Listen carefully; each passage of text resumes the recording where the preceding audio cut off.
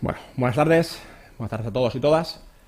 Soy David Cid, responsable de negocio digital en Grupo Cajamar, y antes de nada quiero pedir disculpas a todos los que estáis conectados desde las 17:15 aproximadamente, que era la hora prevista para arrancar, por este retraso que ha sido por un motivo técnico, como siempre, que a nadie le gusta. Así que antes de nada pediros disculpas y gracias por vuestra paciencia. Bienvenidos a una nueva píldora de Switch on Off. Concretamente es la número 17. Este formato lo llevamos planteando desde septiembre de 2021. Es un formato en el que pretendemos mostrar las tendencias más innovadoras en el mundo de la tecnología, y para ello pues siempre nos acompaña un experto en el tema, o como diría mi paisano David Bisbal, un máquina en lo suyo, que nos saque de dudas y que nos ayude a entender esa materia, ese tema, ¿no? Hemos tocado muchos temas en estas 17 píldoras en esta historia, muchas relacionadas, todas relacionadas con la tecnología, como comento: inteligencia artificial, smart cities, ciberseguridad, criptoactivos.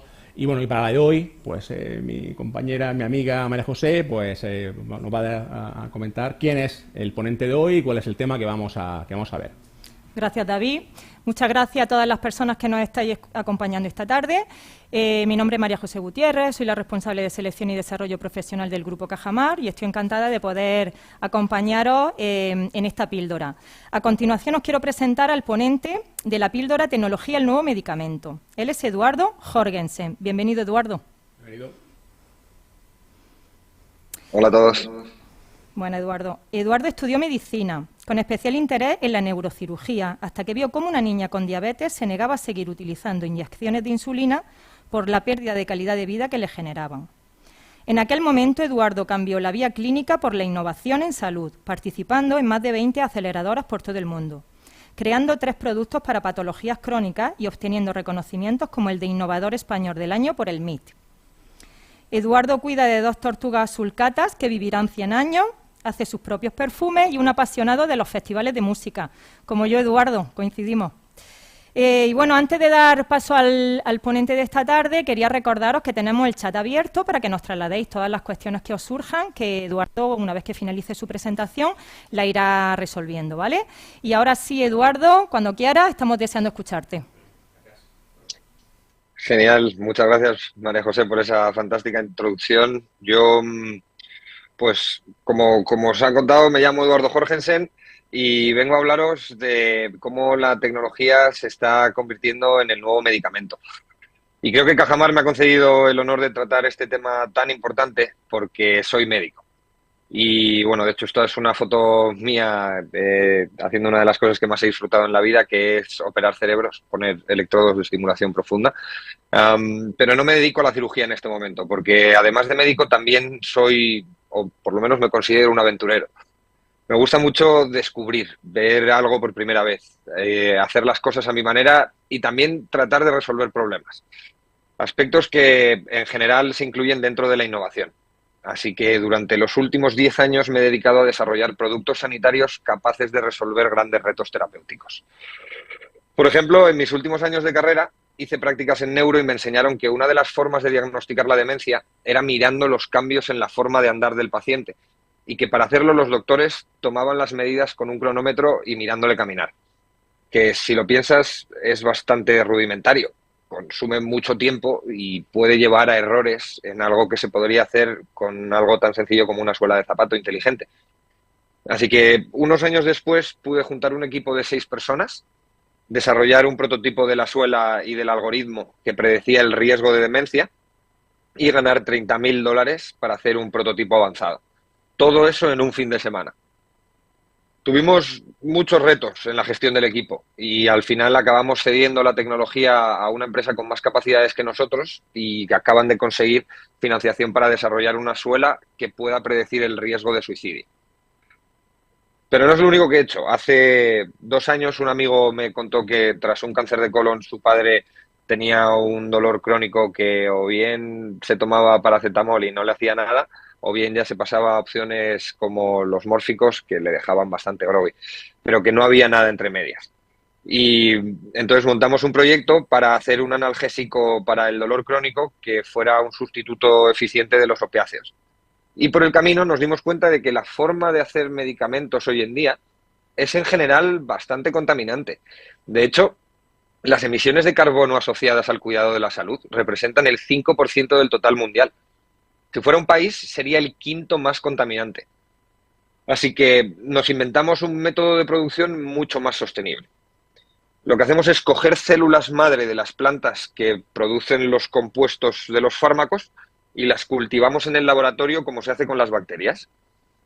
Luego hemos hecho bioreactores e invernaderos modulares y automatizados para adaptarse a las condiciones necesarias para el crecimiento. Y con todo este proceso y esta tecnología somos capaces de producir el mismo principio activo, mucho más concentrado y gastando un 50% menos de energía, un 90% menos de agua y un 99% menos de espacio.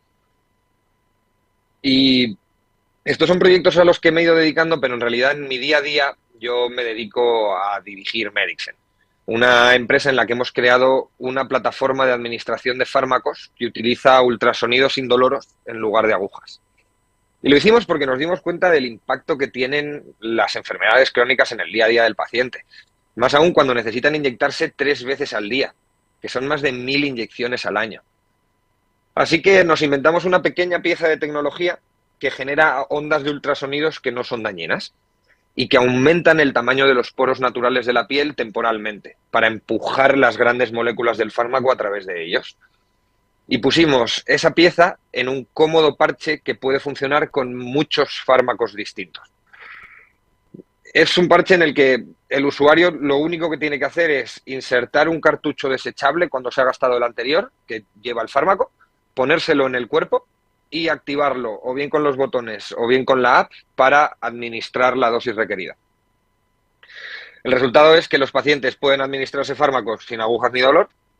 El medio ambiente se libra de 16.000 millones de agujas que son desechadas anualmente, encima como un residuo biológico muy peligroso. Y las empresas farma pueden hacer más fármacos sin agujas para más tratamientos distintos. Todo esto ha sido posible gracias a un equipo de 15 personas, entre biólogos, ingenieros y desarrolladores de negocio que nos han hecho llegar hasta un prototipo con resultados positivos en cerdos y bastante interés de la industria. Y ahora, a lo mejor os estáis preguntando, ¿por qué dice que la tecnología es el nuevo medicamento? Pues porque conceptualmente los medicamentos han estado ahí para hacer las cosas que los médicos no podían. Y eso es precisamente lo que permiten las herramientas como el parche de Medixen. Mejorar la calidad de vida del paciente desde una perspectiva en la que el médico no podría aportar, como es reducir el número de pinchazos diarios. En nuestro caso, el objetivo es eliminar 30 millones de inyecciones en 2028. Y luego hay ejemplos clarísimos en los que la tecnología mejora los procesos de salud, como el caso de Canadá, que en 2019, tras haber implementado la televisita médica, habían ahorrado 400 millones de dólares, 200 millones de kilómetros en desplazamientos y un 80% de la población estaba feliz con el nuevo sistema. Hay muchas verticales en las que la tecnología aportará valor para ir más allá del medicamento incluso. Pero en general, el mayor impacto a corto plazo yo lo veo en 3 verticales. La primera, en la obtención de datos, porque lo que no se mide no se puede mejorar. Y cada vez se encuentran más indicadores que merece la pena monitorizar en los pacientes, como los que están dirigidos a indicaciones específicas, por ejemplo, MJN, una empresa española con el objetivo de reducir el impacto de las crisis epilépticas. Para eso han desarrollado un sensor que se coloca en el canal auditivo, en la oreja, y que permite recabar los datos necesarios para predecir cómo de probable es que un paciente tenga una crisis epiléptica en el futuro cercano y así pues poder prevenirle de forma efectiva.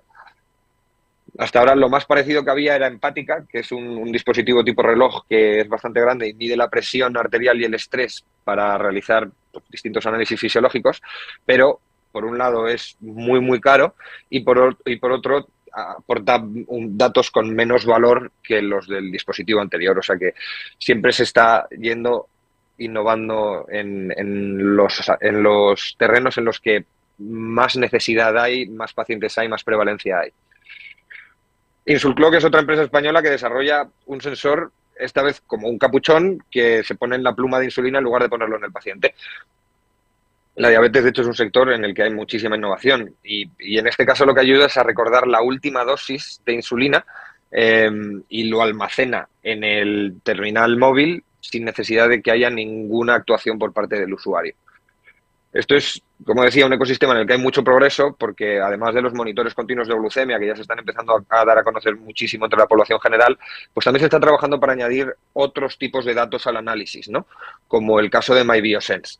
Tienen un medidor de cuerpos cetónicos en el aliento que pues, permite al paciente con diabetes ir componiendo un ecosistema de datos pieza a pieza para poder aportar cada vez más precisión en la toma de decisiones. Y en otro extremo completamente vemos aquellas que monitorizan parámetros sin tener una indicación específica, que no van a diabetes, no van a epilepsia, van a simplemente monitorizar variables cardiovasculares, como puede ser Nuvo, que muchos los conoceréis porque tienen tecnología wearable, con las que te monitorizan el corazón, muchos parámetros, y bueno, ya apuntan a un futuro en el que se pueden monitorizar 24 horas al día la dinámica circulatoria e incluso predecir futuras patologías cardiovasculares. Hay otros ejemplos como Amina, que te permiten realizar análisis nutricionales en el domicilio y de esta forma pues, puedes comprender los déficits o excesos, ir ofreciendo información objetiva al paciente o incluso al usuario normal que no tiene por qué tener ninguna patología y de esta forma ir guiando el estado nutricional pero basándose en información objetiva. Y luego ya hay otros que se encargan de ir poco a poco democratizando el acceso a los datos de salud, como puede ser el caso del Apple Watch, que ya no solo está ayudando en la prevención de algunas urgencias cardiovasculares, sino que hay próximas versiones en las que es probable que se incorpore un medidor de glucosa, lo que va a permitir mejorar el estado de salud de la población en general al aportarles datos sobre una variable tan importante y tan condicionante del estado de salud futuro. En general, todo este bloque de soluciones está destinado a medir cosas que no se podían medir antes o mejorar la forma en la que se hacía, ya sea a través de aumentar la calidad de los datos o la calidad de vida de los usuarios, que es quizá más importante incluso. Hay otro bloque que es el del apoyo en la toma de decisiones, porque gracias a todos estos datos se podrá ayudar a los profesionales y a los pacientes a tomar mejores decisiones. Por ejemplo, analizando datos para una finalidad muy concreta, como puede ser la tecnología de Monarreva, que tiene unos algoritmos que analizan el fondo de ojo para predecir la progresión de la enfermedad y dan esa información tanto a los cuidadores. Luego está el caso de Leuco, que hacen conteo de glóbulos blancos. Es una empresa de componente español, surgida del MIT, y lo que hacen es informar a los pacientes que están bajo quimioterapia de cuál es el momento óptimo para que vayan al hospital a por la siguiente dosis. Así evitan desplazamientos innecesarios que pudieran causar un riesgo elevado de infección. Luego está ejemplos como Womb Fertility, que es otro buen ejemplo que permite predecir la probabilidad de que una mujer esté en un día fértil y se combina con una plataforma que aconseja a los usuarios para evitar problemas y aumentar las posibilidades de éxito. Hay otras que integran muchos datos para poder decirle al usuario o al doctor cómo van a evolucionar los pacientes y ofrecer estrategias de prevención. Por ejemplo, Livongo se asoció hace unos años con Teladoc y han logrado crear una plataforma en la que tienen probablemente una de las mayores del mundo de teleconsulta y un seguimiento integrado de parámetros fisiológicos y con lo que pueden cubrir el ciclo entero del paciente. Y luego hay ejemplos como Iomed, que es una empresa española que permite agregar datos de los proveedores de salud gracias a herramientas de interpretación de lenguaje natural. Han logrado procesar más de 30 millones de historias clínicas. Esto ya fue hace unos años, no sé el punto exacto en el que se encuentran ahora, pero seguro que han seguido creciendo. Y esto le aporta información al sector sanitario. Y como esos, hay un sector bastante importante que se encarga de aportar información aumentada con respecto al contenido de la imagen médica y un contenido que en general se podría escapar fácilmente al ojo humano, como por ejemplo Tissue Analytics. Esto es una plataforma con algoritmos que detectan el estado de las cicatrices y te permiten predecir su evolución. Así puedes optimizar la actuación que eliges incluso desde el domicilio del paciente sacándole fotos a la herida. Quibiim es otra empresa española que tiene unos algoritmos de procesamiento de imagen médica de las más completos del mercado y permite detectar distintos signos radiológicos en una única plataforma, como si fueran capas que vas quitando y poniendo a la misma imagen, algo que para los doctores y los especialistas no solo conllevaría muchísimo tiempo, sino que probablemente o aumentaría mucho el riesgo de que se les escapara algo. En general, esto a lo que nos lleva es a aportar más información con menos esfuerzo y a poderle hacer sugerencias al profesional que permita aumentar las posibilidades del éxito en el tratamiento. Pero para mí, sin duda, el bloque más apasionante es el de los dispositivos que se concentran en aumentar la calidad de vida a través de la personalización y la adaptación al día a día del usuario. Porque no sirve de nada tener una tecnología súper puntera si luego es tan incómoda que nadie quiere usarla.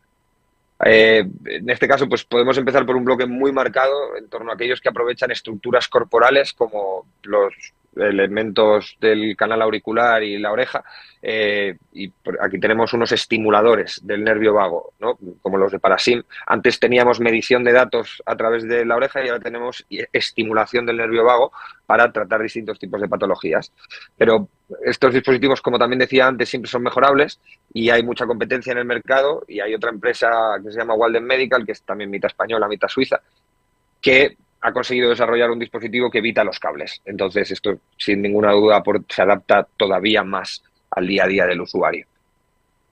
Y luego aparecen productos de consumo, como los auriculares de Nueara, que te permiten escuchar música, pero que se han diseñado con tanta precisión que sirven también para actuar como audífonos y adaptarse a los defectos de audición particulares de cada usuario.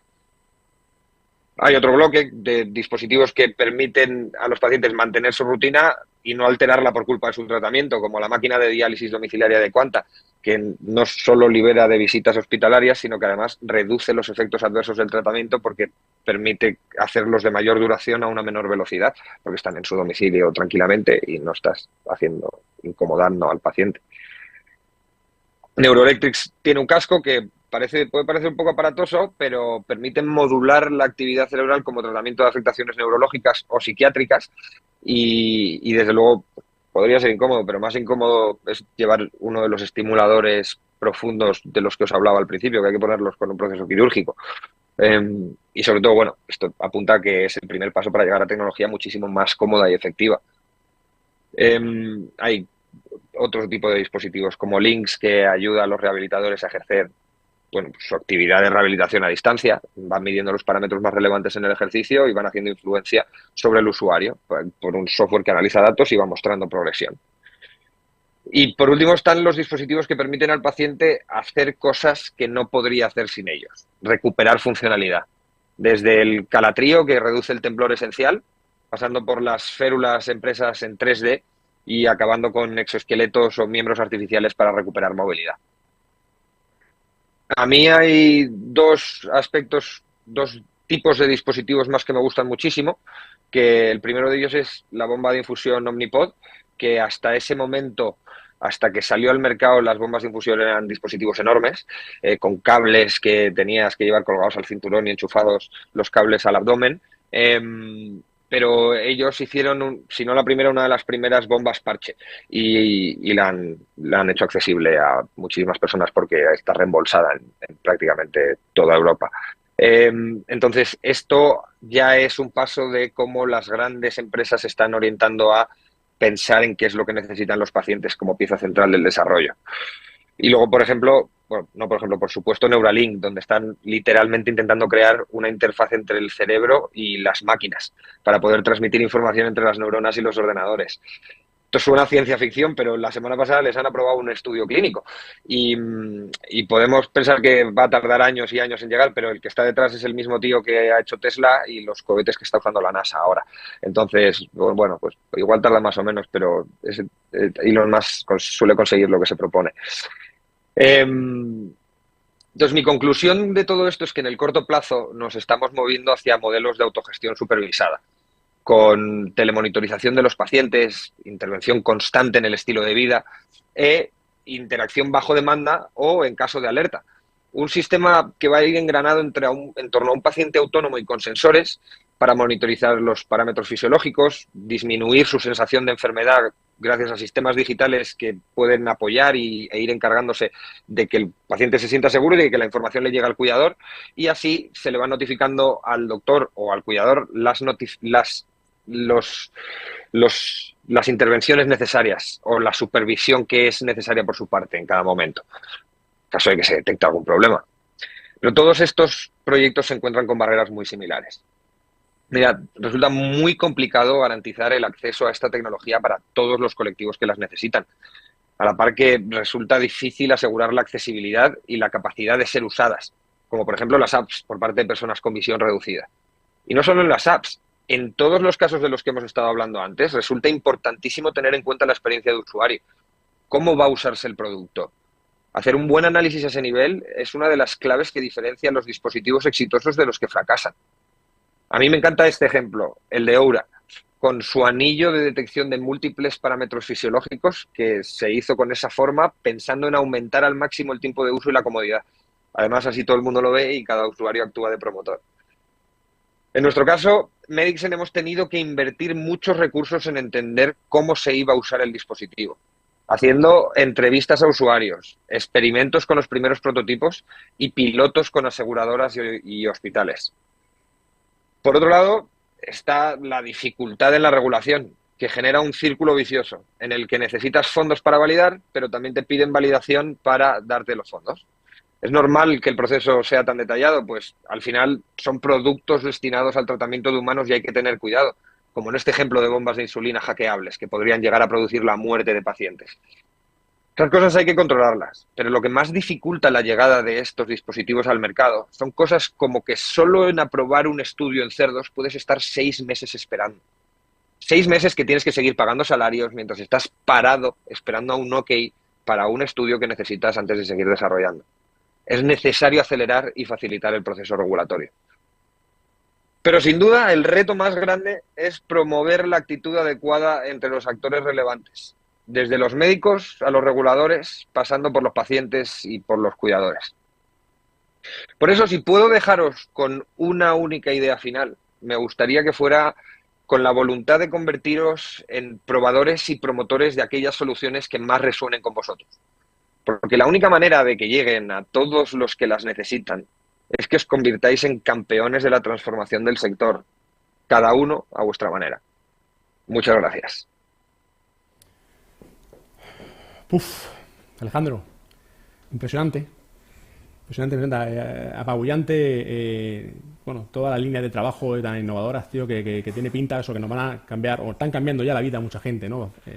Una tecnología, siempre buscamos eso, una tecnología aplicada a hacer la vida más fácil, no siempre es así, pero es que aquí es alucinante, ¿no? Cómo va a facilitar o está facilitando la vida a un montón de pacientes o de usuarios, ¿no?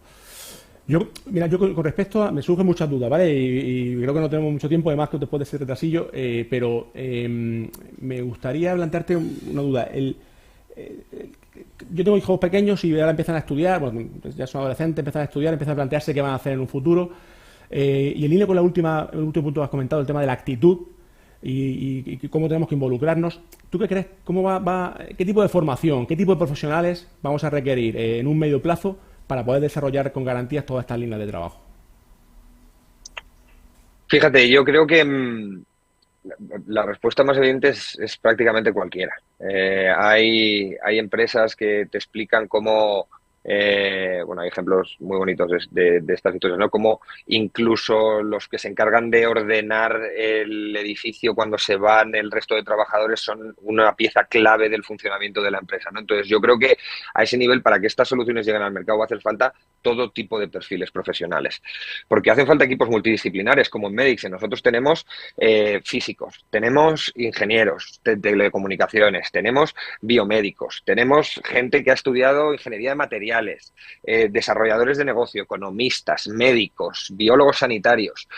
Hace falta muchísimos perfiles diferentes. Entonces, bueno, es que con decirte que no hace falta ni tener estudios universitarios, desde mi perspectiva. Lo único que hace falta es tener esa actitud de la que hablábamos. Hace falta identificar un problema con el que uno sea capaz de comprometerse al máximo hasta el final, porque luego lo que va a requerir que crear algo o participar en la creación de algo que llegue al mercado y que lo cambie de esta forma, casi seguro que va a requerir muchísima pasión y mucha perseverancia. Entonces tiene que gustarte, tienes que estar alineado con ello. Entonces yo, por contaros historias de perseverancia que ha requerido esto, yo estudié medicina y ahora lo que me estoy dedicando es a dirigir una empresa, a conseguir financiación por el mundo. Pero he descubierto que también es una de mis pasiones porque va muy alineado con lo que quiero hacer, ¿no? Con cómo quiero que cambie la vida de las personas con enfermedades crónicas. Entonces eso me ha permitido en muchos baches de la empresa superar momentos duros. En Finlandia tuvimos que dormir en una pizzería porque nos quedamos sin casa porque no podíamos pagar más, y esto en diciembre. Y esa misma noche que tuvimos que dormir en esa pizzería nos confirmaron que habíamos conseguido financiación. Hemos tenido que pedirle perdón a la reina de Inglaterra porque nos cerraron la empresa, porque el financiero no había presentado las cuentas.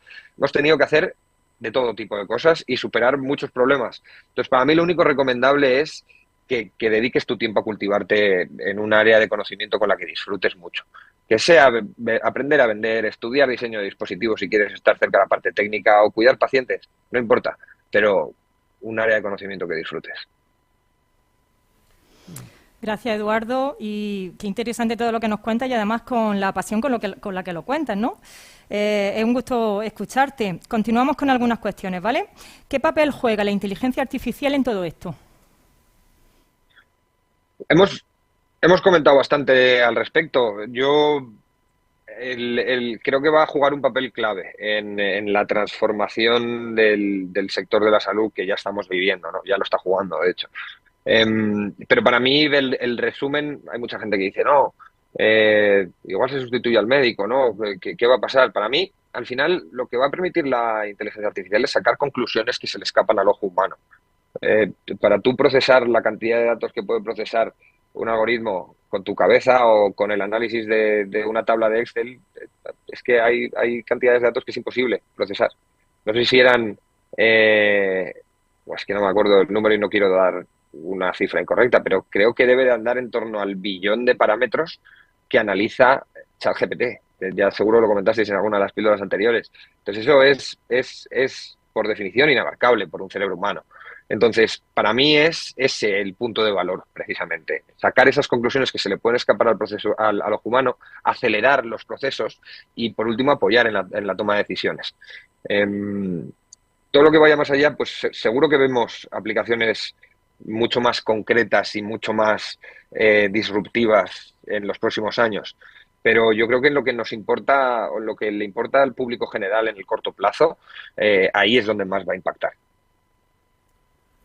Vale, y siguiendo con la línea de inteligencia artificial, entonces la figura del médico se va a minimizar, se va a potenciar porque va a tener más tiempo para dedicarle a realmente los problemas reales. ¿Tú cómo crees que va a evolucionar la figura del médico con nombre y apellidos? Yo creo que el papel del médico va a ser el mismo. Lo único que va a cambiar va a ser la forma en la que va a tener que ejercerlo. Esto ya ha pasado, ¿no? Siempre desde atrás, desde hace muchos años, se partía de una medicina paternalista en la que el médico era casi el dios del paciente y tenía que decidir por él, y ahora se involucra muchísimo más el paciente en la toma de decisiones. Yo creo que ahora lo que vamos a ver es que el médico va a seguir haciendo su trabajo de acompañar al paciente, de tener la última palabra en la toma de decisiones, no la última palabra porque la última va a ser del paciente, pero sí la última palabra en la recomendación que se le haga al paciente. Y que la tecnología va a estar ahí para ayudarle, para facilitarle el trabajo, para darle, por un lado, más tiempo para atender a los pacientes, por tener que pasar menos tiempo analizando información, y por otro lado, más información para tomar las decisiones de una forma pues con menos errores, ¿no? Que es algo que afecta a toda la población, a toda la población nos afectan los errores médicos. Y entonces yo creo que ese va a ser principalmente el papel que van a tener, el mismo, pero facilitado y mejorado.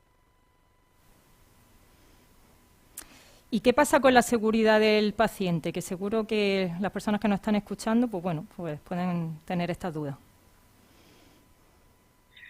Esta es una pregunta de muchísima importancia, pero también que mucha gente suele utilizar con alarmismo, ¿no? La tecnología nos va a hacer llegar a un punto en el que hay demasiado control en parte de máquinas. Mi perspectiva aquí es que es la contraria. Yo creo que las cosas van a ir haciéndose muchísimo más seguras gracias a la tecnología. Y bueno, de hecho creo que ya es así. Mira al principio, voy a poner un ejemplo absurdo, ¿vale? Pero al principio, para ponerle insulina a un paciente, lo que se hacía era coger el páncreas de perros o cerdos, licuarlo e inyectarle eso a los pacientes. Entonces, eso no solo es poco seguro para los perros, los pobres perros y los cerdos que no tienen nada que ver ahí, sino también para los propios pacientes, porque les estás metiendo un jugo de páncreas que tiene un montón de factores que no necesitas y que les pueden afectar negativamente. Entonces, los avances tecnológicos han permitido que modificando genéticamente ciertas levaduras y ciertas bacterias se pueda producir esa insulina de una forma completamente pura. Entonces, pues hay quien podría haber dicho, no, es que le estamos metiendo genes a las bacterias que las van a hacer muchísimo más resistentes y malas para nosotros. Bueno, pues ante eso está el poner las medidas de seguridad necesarias, pero no el bloquear el progreso de la tecnología, ¿no? Yo creo que cada etapa de innovación conlleva retos de seguridad, los va a conllevar siempre, incluso como estábamos mostrando antes con el tema de las bombas de insulina hackeables, pero no tiene sentido limitar el progreso porque no estemos preparados para gestionar las cosas. Lo que tiene sentido es construir modelos que puedan adaptarse con rapidez a los cambios y a los nuevos desarrollos. Muy bien, muy bien. Bueno, siguiendo un poco también con el paciente que estás comentando, su experiencia y luego también saber transmitirla al médico y transmitirla además, ¿cómo va a influir ese componente en la evolución en la propia innovación en todas estas líneas de trabajo? Es fundamental, ya lo decíamos antes. Si no tienes en mente al usuario, estás destinado al fracaso. Cosas tan simples como el caso de uso de uno de nuestros competidores, que tiene una tecnología que, lo mismo que nosotros, aumenta la permeabilidad de los epitelios a los fármacos, pero en lugar de utilizarlo en el epitelio de la piel, lo han utilizado en el epitelio del intestino. Entonces, su caso de uso conlleva introducir un dispositivo grande por el recto para aumentar la permeabilidad de los fármacos. Entonces, claro, ese caso de uso está muy, muy, muy, muy, muy limitado y es poco paralelizable a otras áreas terapéuticas, ¿no? Hay bombas de insulina que se han diseñado sin pensar en el paciente y que ahora mismo esas empresas, después de levantar cientos de millones de euros, han desaparecido totalmente porque no las compraban. Pero también hay que tener en cuenta muchos otros factores, ¿no? No solo es eso, no solo es el usuario, sino es el usuario y toda la integración con el caso de uso. Porque, por ejemplo, los bolígrafos de insulina, de parina, perdón, ya no se hacen porque no es rentable hacerlos. Hay casos de uso en los que el mercado simplemente es muy reticente porque no se le va a poder sacar margen. Entonces, es necesario elegir muy bien el área terapéutica con...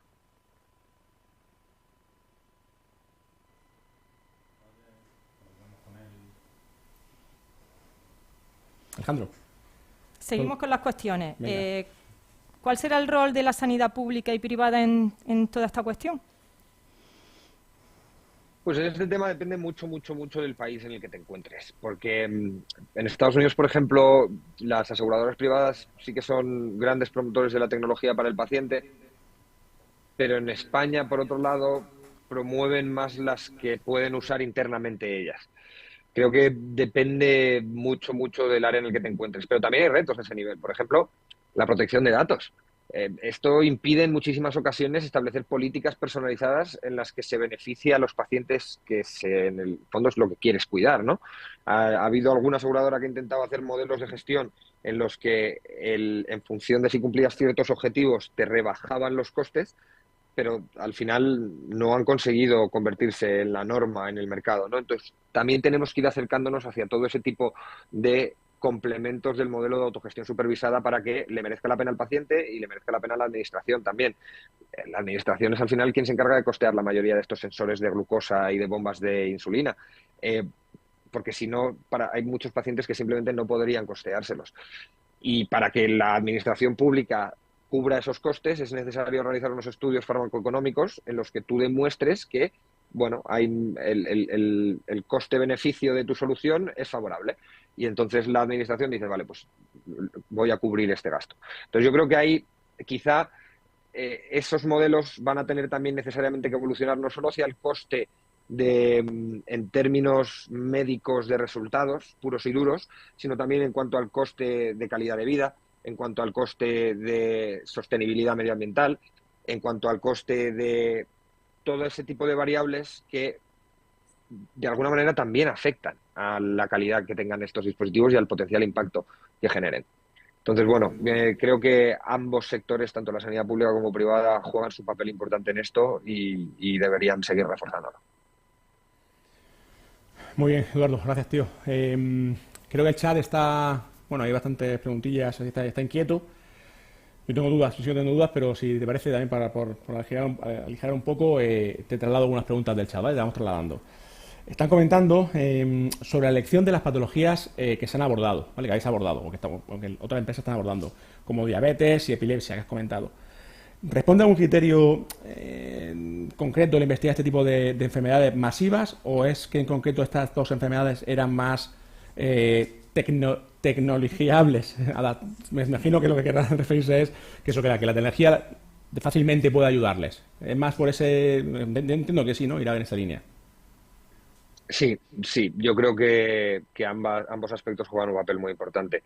Por un lado, es innegable que o sea, cuanto más prevalente sea una patología, más atractiva va a ser para las empresas que desarrollan los productos, porque ya no solo para la empresa en sí, sino que es que tú como pequeño fundador de una empresa que está haciendo un proyecto, un dispositivo médico, de repente te encuentras con que necesitas financiación y lo que te pide el mercado, el inversor al que vas a pedirle esa financiación es, vale, pero ¿qué retorno me vas a dar? Entonces ese retorno está necesariamente asociado con la cantidad de unidades o productos que tú puedas vender y eso está asociado con la cantidad de personas que tengan esa patología. Entonces, por supuesto, eso es una parte relevante, pero por otro lado, también es muy importante que más allá del capital, ¿no? o del que se pueda conseguir, es los beneficios potenciales que puedas aportar en una vertical terapéutica. Entonces, sí, diabetes y epilepsia son en general dos patologías en las que puedes medir cosas en un momento inmediato, o sea, lo puedes medir de forma continua, pero que te puede cambiar el resultado de un momento a otro y en función de eso actuar con respecto al paciente y pues reducir el riesgo, ¿no? Entonces, por eso probablemente se haya innovado mucho en esos dos sectores, sí. Gracias, Eduardo. Seguimos con las preguntas del chat. Río te pregunta, ¿estas tecnologías van a estar al alcance de todas las clases de usuarios? Ya lo he dicho, eso es un reto. Es un reto muy, muy gordo porque es costoso de desarrollar. El Omnipod ese del que os he hablado, pues creo que cuesta como 600 euros al mes aproximadamente. Entonces, bueno, al final no se lo pueden permitir todos los pacientes y las estrategias tienen que ser estrategias de cobertura por parte de sanidad pública y privada. Y bueno, luego siempre se pueden hacer estrategias de copagos, ¿no? En las que una empresa socialmente responsable pues permita a otros usuarios financiar el coste del dispositivo de algunos usuarios que no se lo pueden permitir o incluso tengan políticas internas que favorezcan ese tipo de acciones. Muy bien. Juan Antonio pregunta, nos dice que en general el formato de los medicamentos, sobre todo los inyectables, que es la línea de trabajo que tiene tu empresa, realmente tiene ventajas, evidentemente es que ya sabemos, pero ¿se aplica mejor el medicamento o no? ¿Hay que dar dos chutes para hablar en claro para conseguir el mismo efecto que un inyectable tradicional? Con nuestro dispositivo no hemos visto ningún signo de pérdida de efectividad comparado con el resto. El fármaco se mantiene intacto y conseguimos administrar la cantidad de fármaco requerida y lo depositamos en el mismo lugar en el que se deposita el otro. Lo único que no hacemos es tener un canal físico atravesando la piel. Lo hacemos con ondas de ultrasonido, que es vibración mecánica que acaba desplazando las uniones intercelulares y creando unas pequeñas zonas en las que son huecos en los que caben moléculas más grandes. Entonces no se ve ninguna... A priori, ya no solo nosotros, sino todos los que han estudiado esta técnica en el pasado, no se ve ninguna modificación. Seguimos. Felipe te pregunta sobre qué te incentivó a dejar la neurología y dedicarte a temas de innovación en todos los ámbitos de la medicina. Pues en mi caso fue una niña. Yo estaba en una consulta de diabetes y una niña dijo que no se iba a pinchar nunca más. Estaba hasta las narices de que sus amigas se rieran de ella, de no poder llevar una vida normal, ni ir a excursiones del colegio, ni a fiestas de cumpleaños y comer tarta. Y a mí me dejó en shock. Y al salir de ahí, o sea, yo tuve una idea de cómo hacer un proyecto parecido a lo que estamos haciendo ahora. Era mucho más complejo, lo hemos simplificado y hemos llevado la propuesta de valor por bandera todo el rato. Pero eso ha sido a mí lo que me ha inspirado y luego, a raíz de eso, todas las conversaciones que hemos tenido con usuarios y todas las historias personales que te cuentan también me han inspirado un mogollón para, para continuar, ¿no? Y saltar todos esos baches de los que os he comentado antes. Muy bien, pues vamos con la última, si te parece, vaya, ¿vale? Un tocayo mío, David, puede que sea Bisbal, quién sabe. En todo momento estamos hablando de que la tecnología está ayudando a la medicina y al paciente, pero es más que probable que no siempre sea así. ¿En qué crees que puede ser más que un aliado, un enemigo? Bueno, es una pregunta muy interesante. Ya me he mostrado bastante fan de la tecnología como aliado. Yo creo que puede ser un enemigo cuando no se le da un buen uso. Así de claro. Las tecnologías en general se desarrollan para ser usadas de una manera concreta. Y luego es el usuario el que las pervierte en general, no nacen pervertidas. En la mayoría de las ocasiones, sobre todo en salud. Entonces, mi perspectiva aquí es que si se le da demasiado poder a una herramienta tecnológica, pues puede acabar generando problemas, ¿no? Si permites una automatización absoluta que se está haciendo en las bombas de insulina, eso te puede generar problemas, pero hay pacientes a los que les merece más la pena y hay otros a los que no. Entonces siempre va a ser una cuestión de riesgo-beneficio. ¿Qué riesgos me puede generar esta nueva adaptación tecnológica versus qué beneficios me va a aportar? Y eso no va a ser blanco o negro para todo el mundo, va a tener una escala de grises muy grande. Entonces, desde mi perspectiva es eso. Usos malintencionados a propósito o a través de hackeos. Muy bien. A ver, Eduardo, creo que nos da tiempo a una preguntilla más que acaba de entrar, ¿vale? Pues no dejarla sin contestar.